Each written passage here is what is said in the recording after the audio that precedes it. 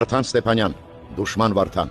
Շուշիի հատուկ գնդի փոխհրամանատար։ Ընդամենը 26 տարեկան էր, երբ նրա կյանքն ընդհատվեց, բայց հասցրեց վառ հետք թողնել հայոց երկնակամարում։ Լուսավոր հոգով եւ գիտակցությամբ, անվախ ու ազնիվ, նա ձևավորվող հայոց բանակի մարտիկի եւ սպայի օրինակ էր։ Դարձավ նրանցից մեկը, որ դրեց բանակի հիմքերը։ Հայ-դատ կազմակերպության հանձնարարությամբ Վարդան Ստեփանյանը զբաղվում էր զենքի գաղտնի առաքումով դեպ Հայաստան։ Այդ գործողություններից մեկը իսկական լեգենդ էր։ Վարդանին հաջողվեց խորամանկությամբ գերազանցելով խորհրդային հատուկ ծառայություններին Երևան բերել զենքի մեծ խմբականակ։ Դուշման Վարդանի մասնակցությունը նպաստեց, որպեսզի Տողի, Կրկժանի, Քարինտակի համար մղած մարտերում Ղարաբաղյան մարտիկները տանեն առաջին հաղթանակները։ Նույնիսկ մարտի թունդ պահին նա ազնիվ էր, երբեք ձեռք չի բարձրացրել գերիների վրա։ Նրա սիրտը լի էր կարեկցանքով եւ բարությամբ։ Մարտական ընկերները մինչ օրս հիշում են, ինչպես Խոջալույի ազատագրումից հետո նա ադրբեջանցի խաղաղ բնակիչներին տվեց իր դասակի ամբողջ օրապահիկ։ Արցախի մարտական խաչ առաջին աստիճանի եւ Հայաստանի մարտական խաչ երկրորդ աստիճանի շքանշանների ասպետ Վարդան Ստեփանյանի մասին վառ հիշողություն մնաց։